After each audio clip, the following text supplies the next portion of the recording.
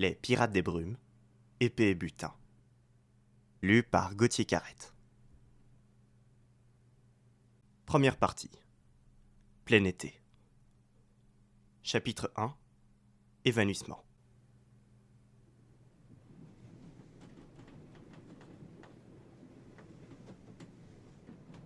Sorrington s'éveilla avec les yeux collés et le dos endolori. Le soleil du matin se déversait par les fenêtres en saillie qui prenaient toute une extrémité de la cabine. C'était une lumière glauque, brouillée par un épais brouillard qui s'était infiltré à l'intérieur de la pièce. Mais de la lumière néanmoins, assez forte pour signaler à l'homme que le soleil était levé et qu'il était temps d'en faire de même. Il descendit de son hamac et posa ses pieds nus sur le sol à moitié humide. De la fatigue. Il transpirait la fatigue. Laissé transparaître de par l'expression qu'il affichait sur son visage, mais non seulement aussi de par l'aura qu'il dégageait. Il ne se souvenait pas de la veille, encore moins de ce qu'il avait mangé. Et même s'il essayait, s'en serait-il seulement souvenu? Le marin se massa le crâne tout en essayant de trouver sa chemise. Chaque soir, il retirait ses vêtements en trombe, les laissant tomber sur le sol avant d'aller dormir. Trop épuisé pour réfléchir ou placer ses vêtements à un endroit où ces derniers ne se froisseraient pas. Foutre. Sorrington se tenait debout, figé dans sa cabine, perdu entre le monde mystérieux des rêves et la froideur sonnante de la réalité. Il resta un moment, bercé par les légères secousses du bâtiment, et réfléchissait aux derniers ordres qu'il avait pu formuler la veille auprès de son second. Malgré l'effort, ce fut un échec, et il ne persista pas plus longtemps, préférant plutôt terminer de se rhabiller. Sa chemise était froide, et il grelotta en l'enfilant. Ses bottes s'éparpillaient, étendues sur le plancher, près d'une chaise abîmée qu'il aimait tant faire souffrir en posant divers objets beaucoup trop lourds pour la charge qu'elle était supposée soutenir. En se rapprochant d'un miroir, il fut surpris de l'expression qu'il dégageait. Il se savait ne pas être matinal, mais à ce point. D'un mouvement brusque, il joignit ses deux paumes et en alla récupérer un peu d'eau dans un seau à moitié rempli. Il se barbouilla le visage et une décharge vient lui glacer le sang. L'eau était gelée. C'était pourtant comme ça tous les matins. L'eau était changée la veille et placée dans chaque chambrée, mais apparemment, la surprise était à chaque fois la même. Il grelotta et enfila ses bottes, dont une qui le fit plus souffrir que l'autre, car elle venait frotter contre une douloureuse cicatrice qu'il avait oubliée. Cela l'énerva et il força le mouvement d'une traite, pensant que cela irait mieux en étant dur avec son propre corps. Quelle erreur. Il lâcha un léger gémissement qui le fit regretter sur le champ son action. La journée venait déjà de commencer, et Sorrington se serait déjà tiré une balle de poudre à canon si cela était possible pour échapper à ses responsabilités. En se dirigeant vers la porte, il serra la chevillette dorée et la fit rouler vers la droite, ce qui le fit sortir finalement de ce quartier. Une fois dans le long corridor au tapis rouge, une odeur lui parvint. Celle-ci semblait venir directement du pont inférieur, à l'emplacement des cuisines. Ah, au diable du navet, ce que je hais le navet. En effet, il ne faisait guère attention au vocabulaire qu'il utilisait pour désigner les choses qu'il n'aimait pas, et la liste était longue. Tous les aliments qui possédaient des tiges, les fines pluies, qui ressemblaient d'après ses dires à une pisse de racaille, les odeurs de marée qui sentaient la pourriture, le printemps, les vêtements qui n'étaient pas correctement cousus, le nombril des femmes, les ombrelles et bien d'autres. Sorrington se dirigeait vers les escaliers qui terminaient le couloir et se rattrapa d'un geste maladroit après avoir presque manqué la première marche. Décidément, ce n'était pas son jour. Deux énormes volets qui étaient placés en rabat venaient le séparer du pont principal. Au lieu de les soulever tout en faisant attention à l'ouverture qui peinait à force du manque d'entretien, il vint lancer un violent coup de pied, ce qui ouvrit sur le champ les deux volets.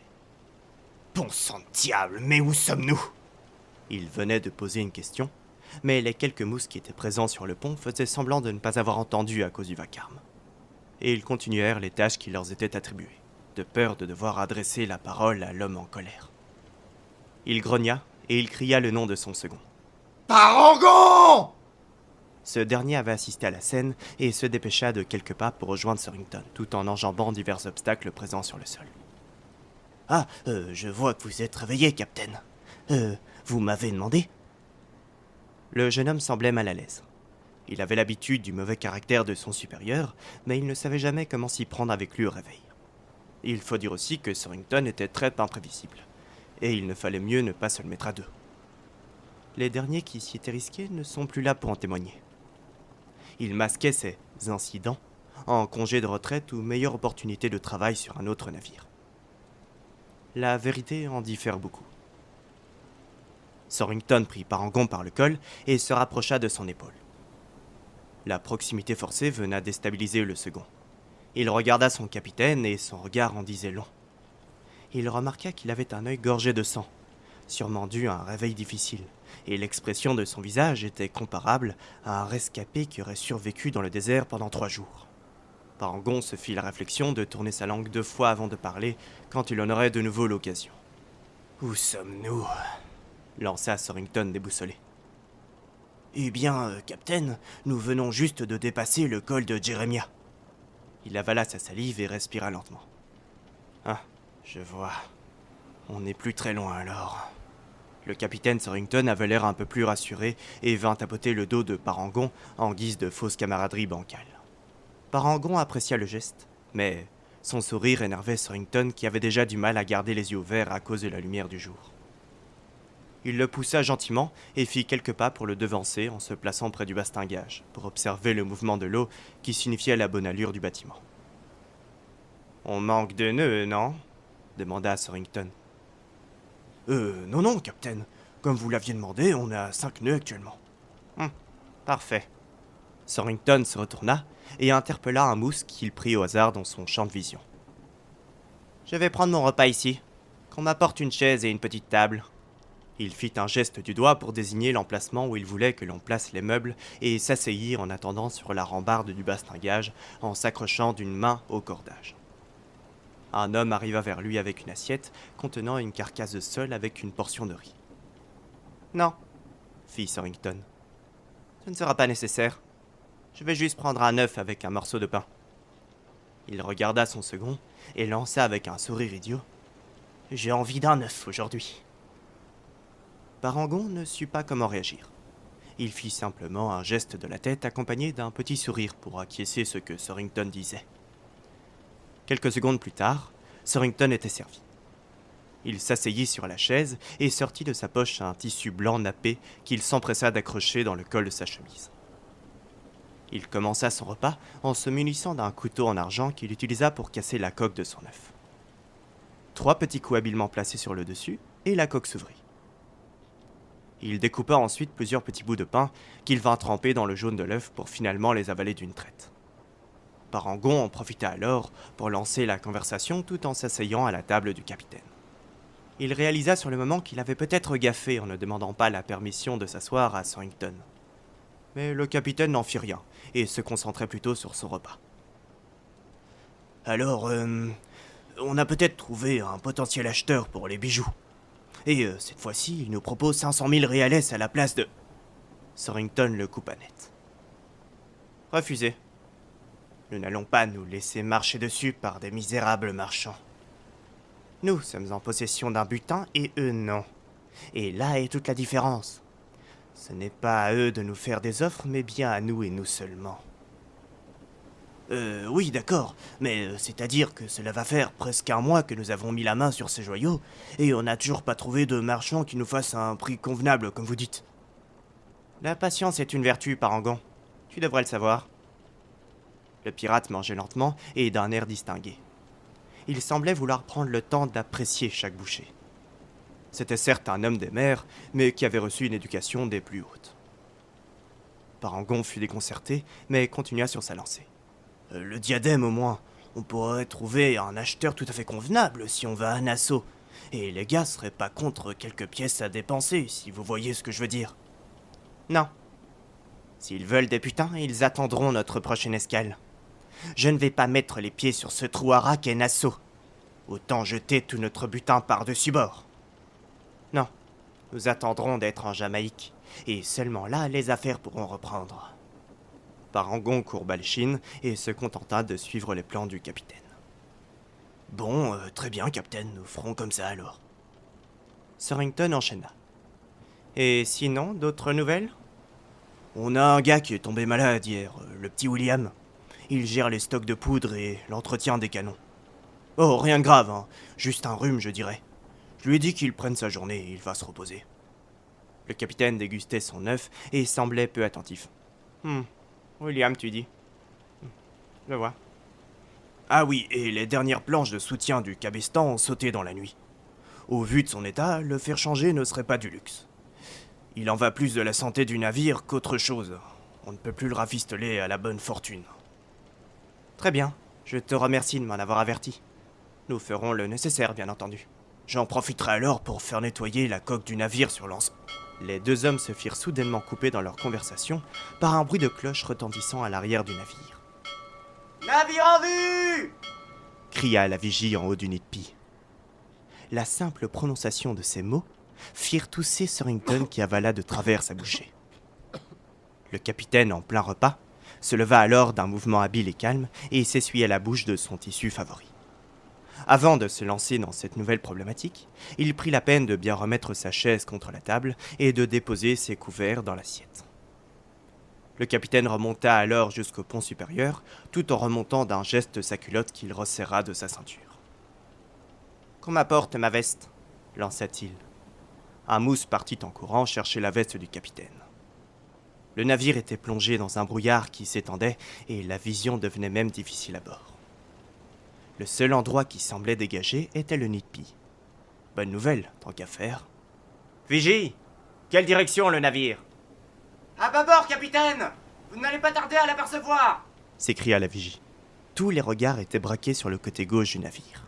Il n'y avait rien à l'horizon, et pourtant, ils savaient tous que quelque chose rôdait dans le brouillard. On pouvait presque sentir une présence se rapprocher de plus en plus. Surrington ne bougeait plus. Il était complètement figé comme une statue. Ses battements de cœur ralentissaient et son souffle se coupa. Les nombreux mousses qui s'étaient maintenant rapprochés de Surrington l'observaient tous. Ils se demandèrent comment leur capitaine allait réagir face à cette situation. L'homme avait la réputation d'être souvent de mauvaise humeur et violent, mais dès lors qu'un danger surgissait, il devenait très habile et stratège. « Approche, approche », se répéta Surrington à voix haute dans ses pensées. Il tendit soudainement la main derrière lui, en ayant remarqué qu'un matelot lui tendait sa veste sans dire un mot. Il l'enfila silencieusement et déplaça sa main vers sa ceinture où se tenait son revolver. Il garda la main entr'ouverte au-dessus, prêt à le sortir en quart de vitesse. Le temps semblait s'être arrêté. Il n'y avait nul son sur le navire à part les remous de l'eau qui venaient claqueter sur la coque du navire. Parangon fit d'un grand geste signe aux matelots de se tenir au canon au cas où la situation dégénérerait. Il pouvait s'attendre à tout sur les mers. Pillards, pirates, marchands, vaisseaux négriers, cargo royal, corsaires de Sa Majesté. Au fil des années, Surrington avait développé comme une sorte de sixième sens. Il pouvait pressentir le côté d'où les attaques proviendraient, calculant le vent, la vitesse, le mouvement de l'eau. Soudain, une figure de proue déchira le brouillard et se fit apercevoir. C'était une femme à la poitrine dénudée qui semblait tenir un globe sur ses épaules. Elle avait le regard triste, ce qui toucha étrangement Surrington. Le navire adversaire se fit découvrir petit à petit en sortant du brouillard. Et un son parvint directement à l'oreille du capitaine.